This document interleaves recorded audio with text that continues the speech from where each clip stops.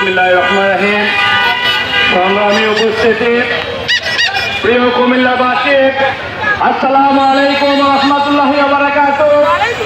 আপনারা আওয়ামী লীগ নিষিদ্ধের জন্য এই কান্দির পাড়ে আজকে দাঁড়িয়েছেন বা বিগত 5 আগস্টের পরে দাঁড়িয়েছেন।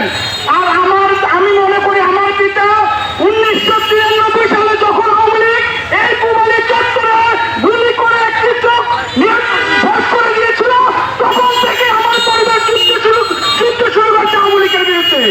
এই আওয়ামী লীগের বিরুদ্ধে আমার পরিবারের আন্দোলন তখন থেকে, আমরা তখন থেকে বলছি আওয়ামী লীগ নিষিদ্ধ করেন।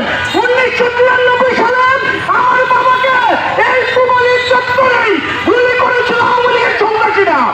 গত 17 বছর আমার বাবাকে আমাকে কুমিল্লা শহরে থাকতে দেয়, মানুষের বাড়িতে ছিলাম, আমি রাস্তায় ছিলাম। আজ অনেকে দালালি করছে আওয়ামী লীগকে প্রতিষ্ঠিত করার জন্য।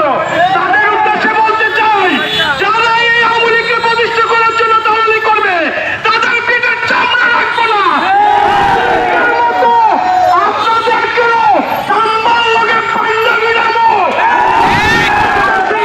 এখনো কইতাছি, বাংলায় আছেন, গতকালকে একজন কিন্তু ভুল আছেন, তাদেরকে প্রতিষ্ঠিত করবেন।